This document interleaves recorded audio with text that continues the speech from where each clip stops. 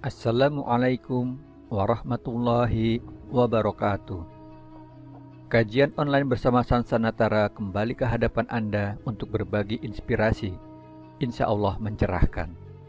Dan jangan lupa klik tombol subscribe dan aktifkan notifikasi tombol loncengnya agar tidak tertinggal kajian terbaru dari kajian online bersama Sansanatara.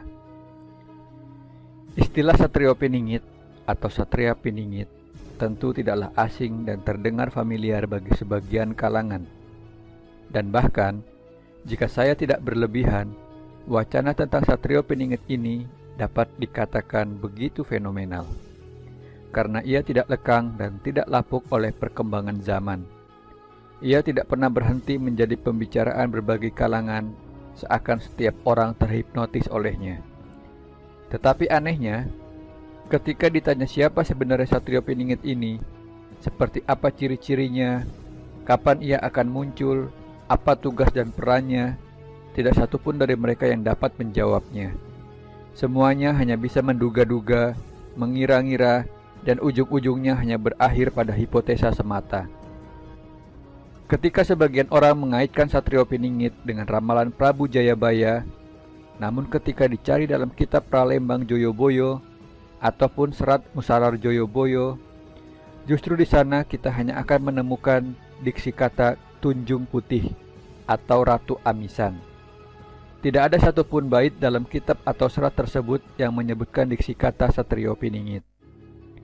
Dan ketika sebagian lainnya mengaitkan Satrio Piningit dengan ramalan Raden Ngabehi Ronggowarsito, namun ketika dicari dalam serat Kalatida, justru di sana kita hanya akan menemukan diksi kata seperti Satrio Kinunjoro Murwo Kuncoro, Satrio Muktiwibowo Kesandung Kesampar, Satrio Jinumput Sumela Atur, Satrio Lelono Tapang Rame, Satrio Hamong Tuwu, Satrio Boyong Pambunganing Gapuro, dan Satrio Pinandito Sinisihan Wahyu.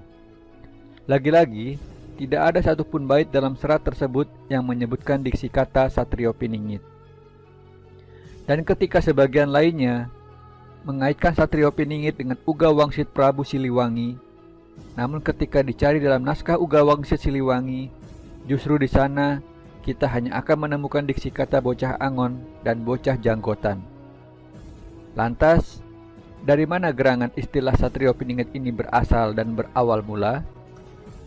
Ternyata jawabnya ada dalam buku yang berjudul Menggugat Mitos, Meluruhkan Filosofi dan Pemikiran Menuju Islam Kafah, halaman 36 sampai dengan halaman 40.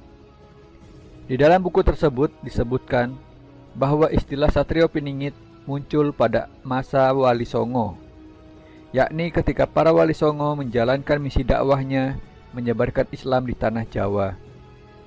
Para Wali Songo ini memunculkan istilah Satrio Piningit sebagai sosok yang berkewajiban menunjukkan sekaligus mengajarkan ilmu satoriah yang keberadaannya benar-benar dipingit atau dirahasiakan oleh Tuhan. Hingga saking dipingitnya atau dirahasiakannya ilmu satoriah ini, membuat keberadaan sosok pengajarnya pun tidak dapat diketahui oleh sembarangan orang.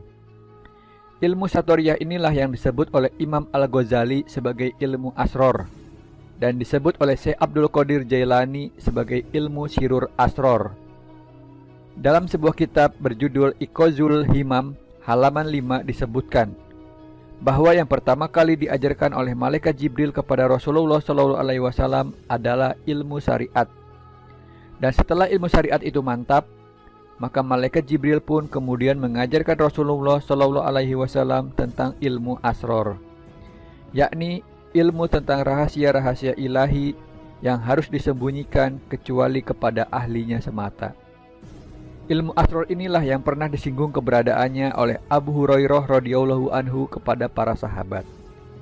Dalam buku Ensiklopedia Tasawuf Imam Al-Ghazali halaman 129 diriwayatkan bahwa Abu Hurairah radhiyallahu anhu pernah berkata, "Saya meriwayatkan dari Rasulullah SAW 2 wadah ilmu, salah satunya telah saya sampaikan kepada kalian.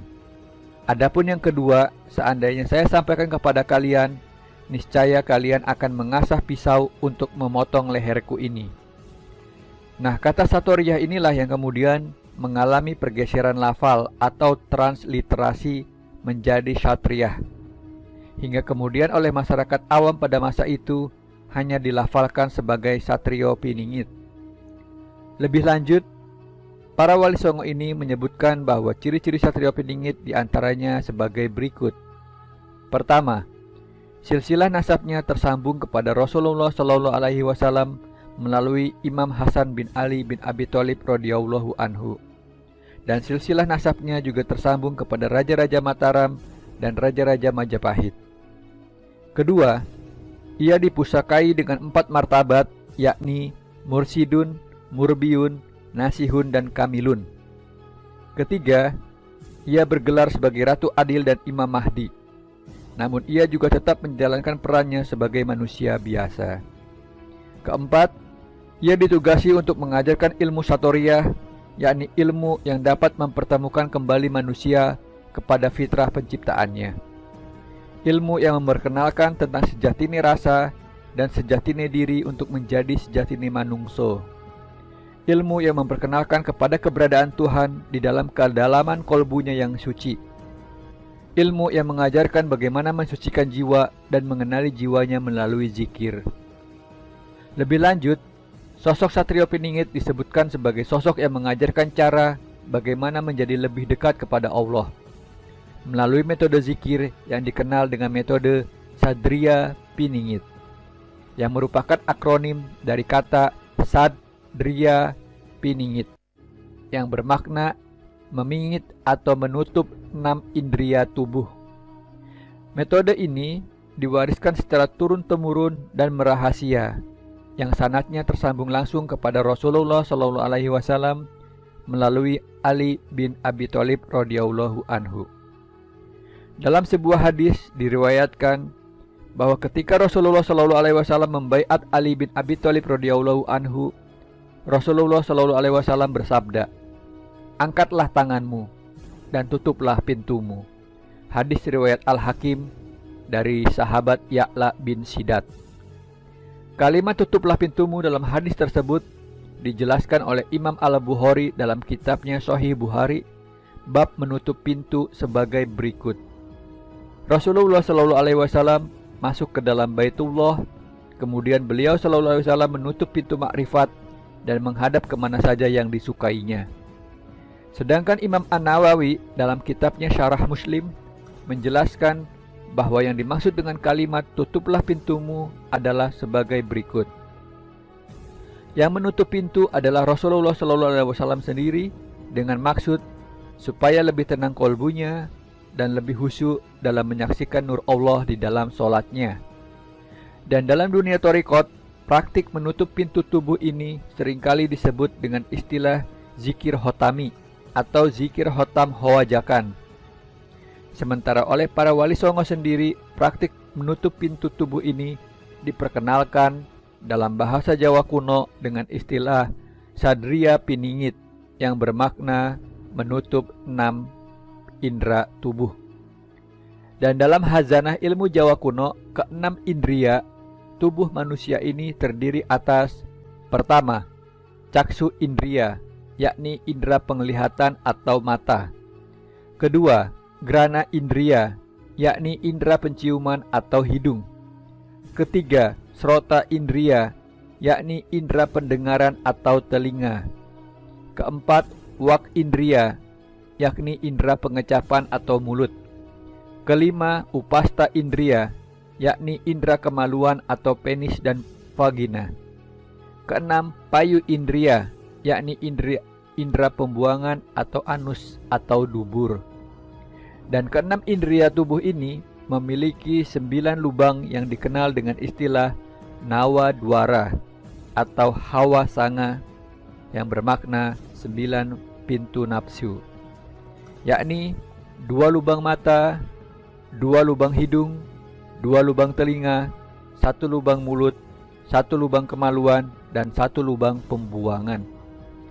Dan bukan tanpa dasar jika para wali songo ini memperkenalkan istilah Sadria Piningit yang bermakna menutup 6 pintu indera. Karena di dalam Al-Quran sendiri, kata pintu yang disebut dengan isim makrifah, yakni kata al-bab, disebut sebanyak 6 kali dalam 5 ayat yang berbeda.